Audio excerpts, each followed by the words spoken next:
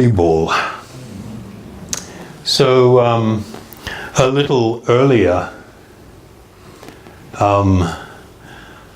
Ivishwar was speaking about a little program that we have going in the maximum security prison. And we had a really interesting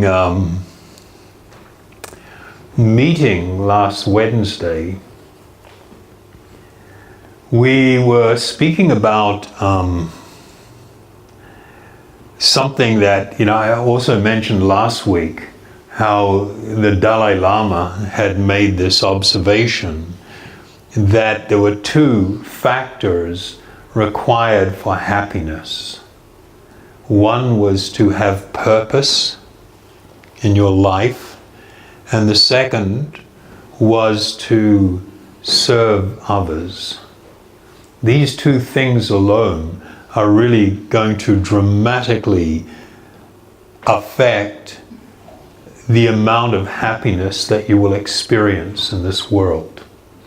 And we are in complete agreement with those principles. So some of these guys have been inside for like a long time, a really long time, and they're getting to the point where some of them are soon to be released. And there is this tremendous amount of anxiety and even fearfulness of what's going to happen when I get out. What is it going to be like for me?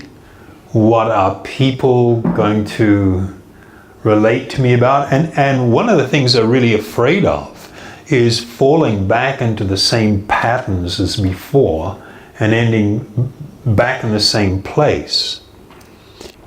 And when I spoke to them about the need to have a purpose in your life, there was this amazing amount of silence.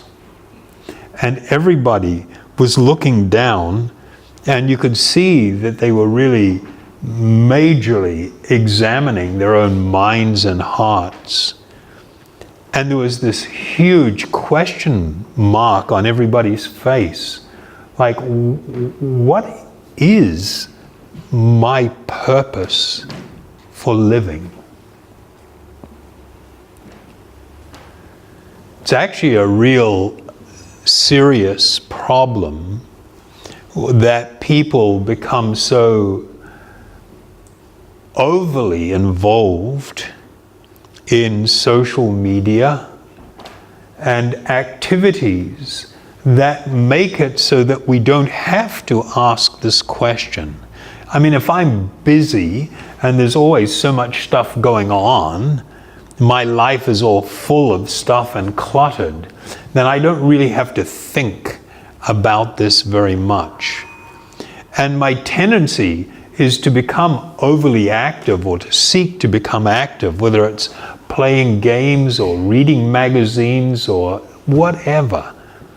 There's just unlimited numbers of activities that a person can become involved in. And what it does, though, it puts a wall around me. So I don't really have to think about things.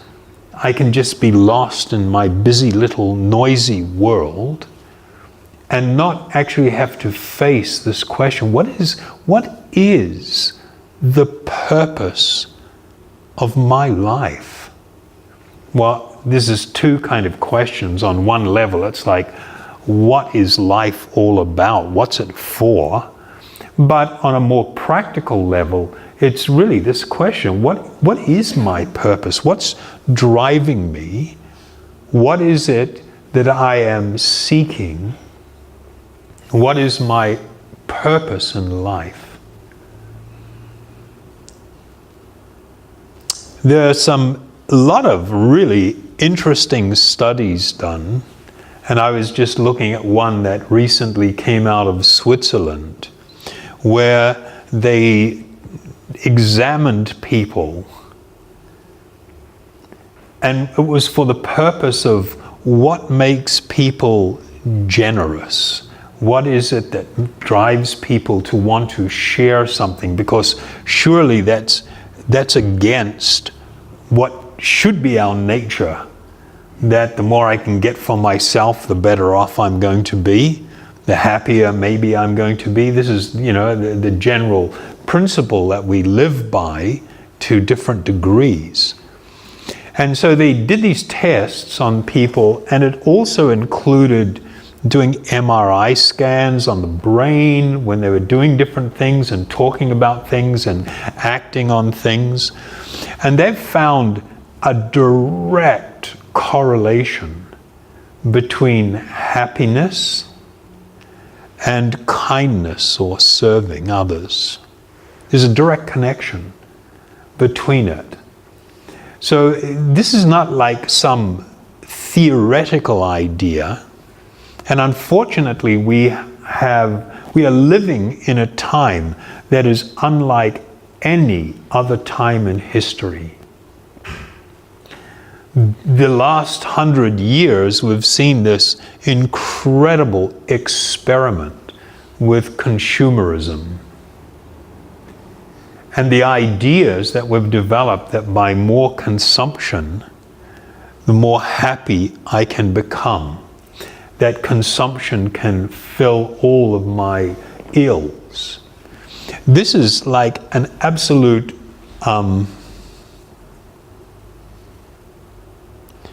it's actually diabolical. And it is going to always produce the opposite to what we seek. It's always going to do that. And unless there is some brave attempt by us as individuals to go back to a more spiritual life, a life of purpose and a life of service, there is no possibility of attaining actual happiness in this life. That's probably a pretty bold statement, but I can back that up. The main reason that having a real profound purpose in life and the need to serve others, or the expression of caring and serving, are so important, it is because it is part of our eternal spiritual nature. It cannot be separated. If we choose to try and live, to try and act and do something that is contrary to our eternal spiritual nature, then we may be able to acquire large amounts of money. We may be able to really stimulate our bodies and our senses and our minds, and to have all kinds of sensual eruptions. But none of that actually touches you in the core of your being. So these two principles, the principle of having purpose and of serving, are intimately tied to our eternal spiritual nature. And when we can again live in harmony with this nature, we will begin to experience tremendous joyfulness just from living. If we don't do this, if we buy into the dream that turns into a nightmare, that I can find happiness, I just need more stuff. I mean, we had this tremendous wave that came in the 70s. You had best-selling books with titles like Looking Out for Number One. And another one from that same time, Winning Through Intimidation. And these weren't just passing ideas. There was a whole philosophy that was developed and aggressively pushed. And what we see today in society is this influence from all of these really negative things that actually cannot lead to our well-being and our true happiness.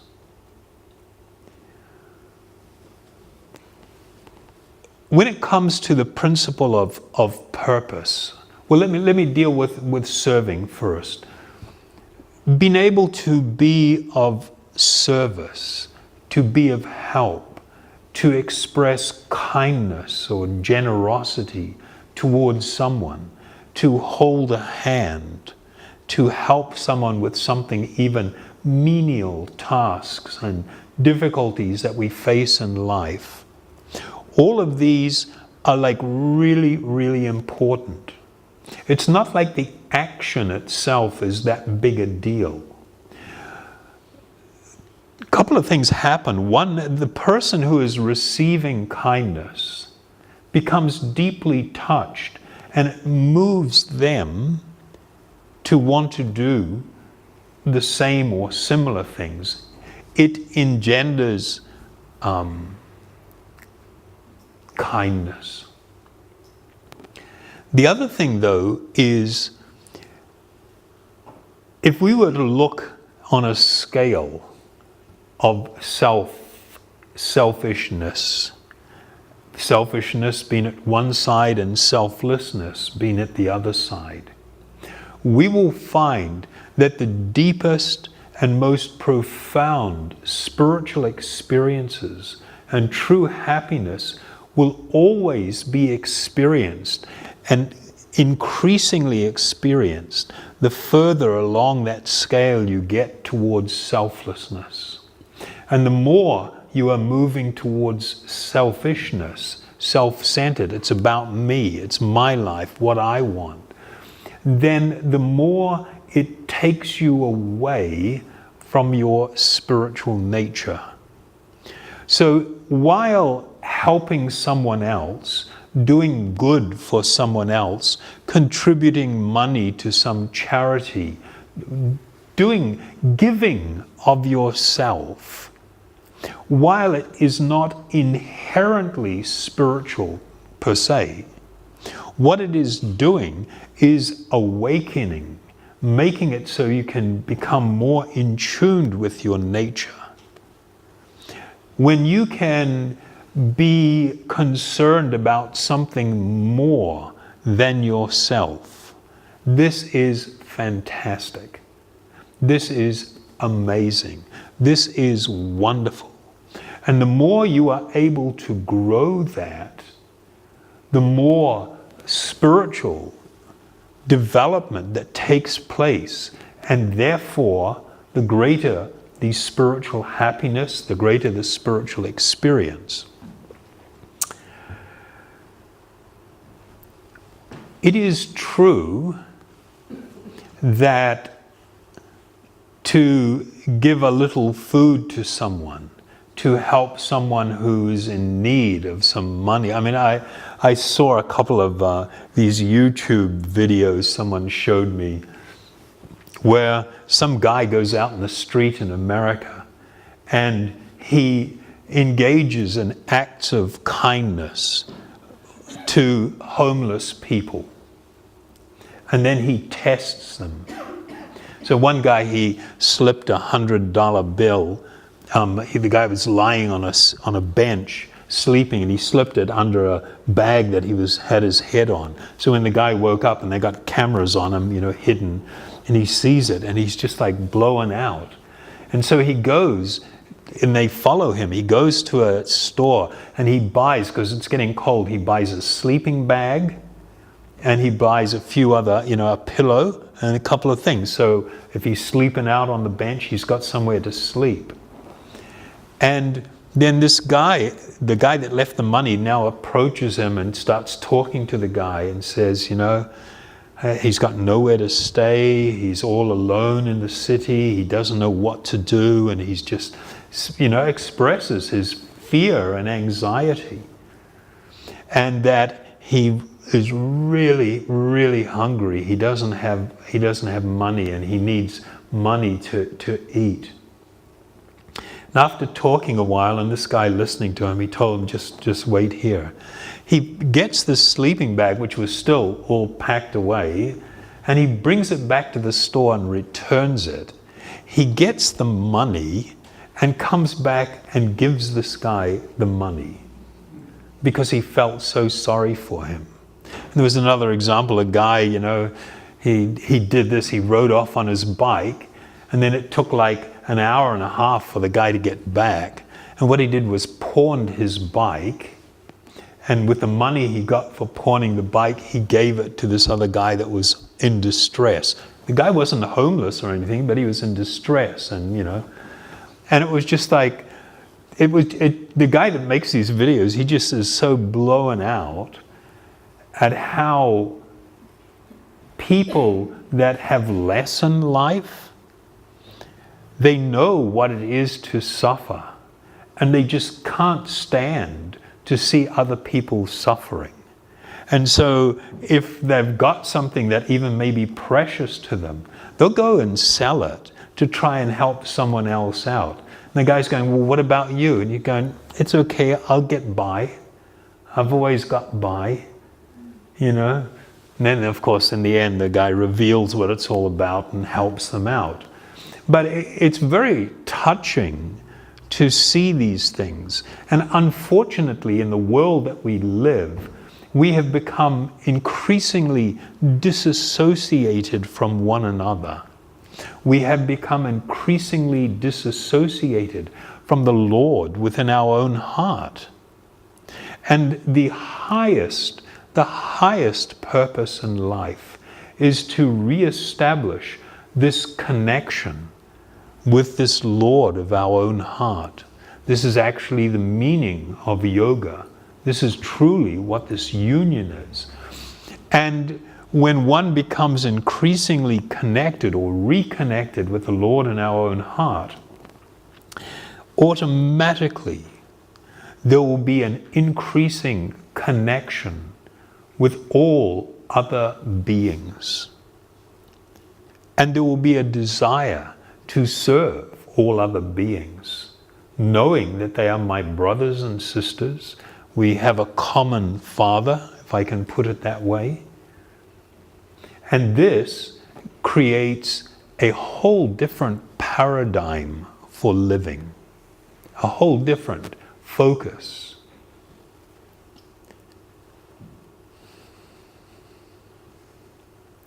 You see old people sometimes who may have lived a busy, active life, a lot of things, and people want to live. Now everybody lives on their cell phone. The old days it used to be you lived in your photograph albums, you pull them out and, oh, remember this, and remember when we did this, and in this vain, it's a vain attempt to find purpose in my life and what I did. But the more a person approaches that final terminating event of life in this body, known as death, the closer one gets to this experience, then one is automatically faced with this question. We don't think very much about older people. We don't feel very connected to them.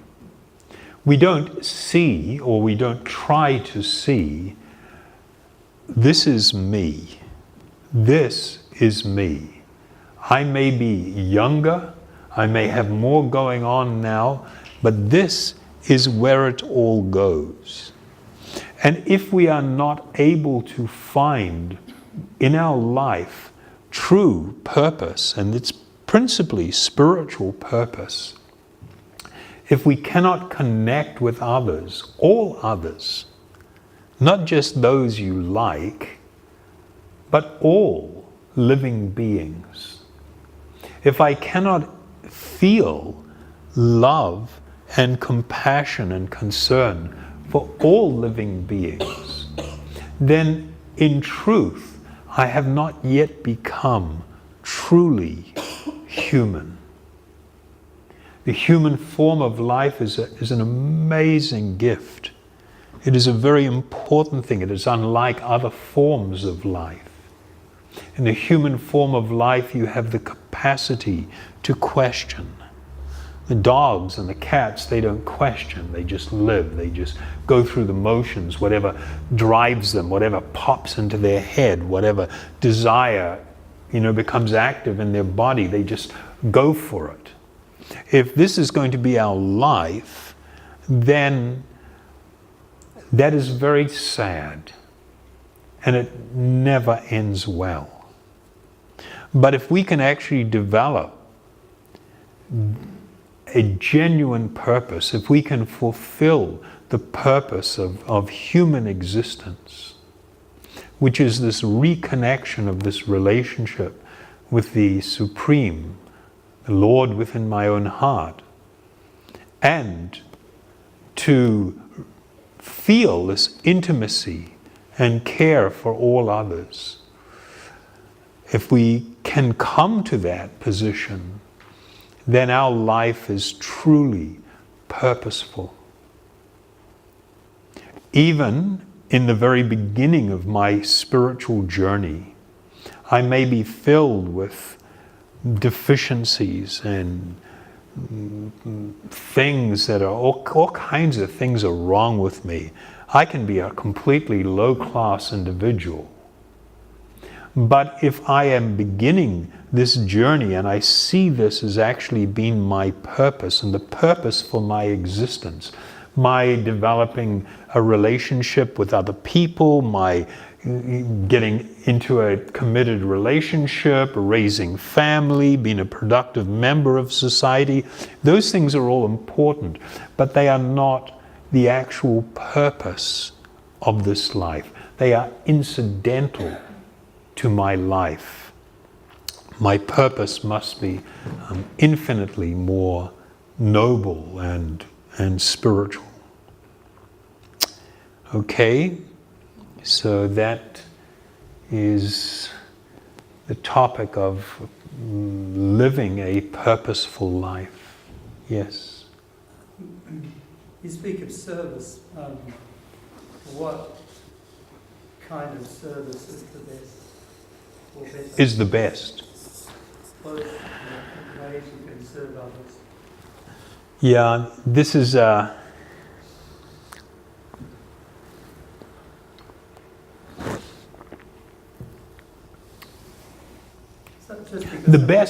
best service that you can perform for anyone is to having yourself cultivated the vision that each person is a spiritual personality temporarily residing within that body. And if I can help that person come to that appreciation themselves in whatever way, to whatever level, and to begin to live on this understanding that I am an eternal spiritual being. This life in this body is something that it's passing by. It's something that I'm doing. And to encourage them to actively seek to reconnect with the Lord in their own heart. This is the highest service that you can perform.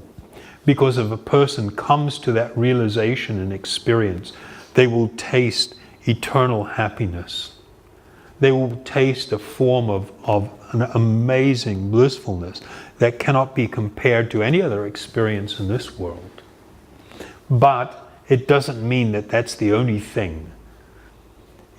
Sometimes people go to an extreme because of a lack of understanding, where they just want to be focused so-called on spiritual solutions for people.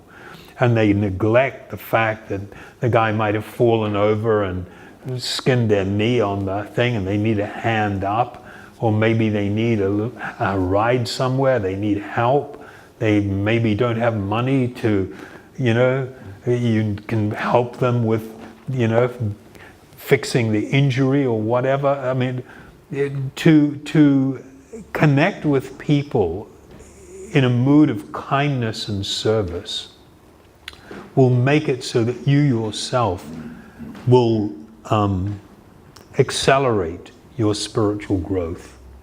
So that service is the whole spectrum of activity. But the highest one is to help people come to that platform of true spiritual realization and experience.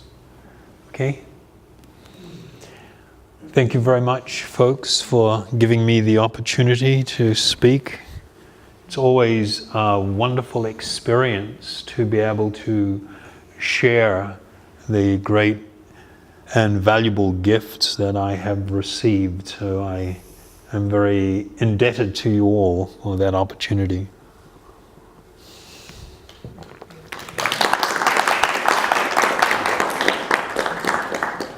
So we'll chant a little.